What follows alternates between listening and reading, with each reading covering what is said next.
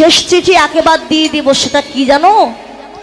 ওই যে ঘরে বিছানা সজ্জা করে দেয়, মানে ঘরে পড়ে থাকবেন আর চলতে পারবেন না।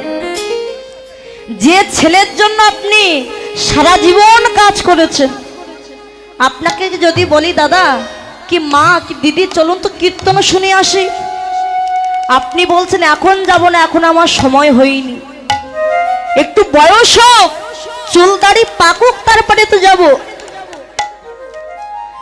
আপনার ছেলের জন্য বহু কষ্ট করেছেন, কষ্ট করে 5 তলা ঘর বেঁধেছেন ছেলের মঙ্গলের জন্য।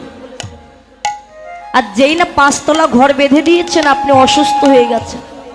বাবা অসুস্থ হয়ে রোগগ্রস্ত হয়ে ঘরে পড়েছে, মলমূত্র ত্যাগ করছে ঘরে। একদিন একটু পর্দা 5 মিনিট পর একদিন ওই ছেলে আপনাকে ডেকে বল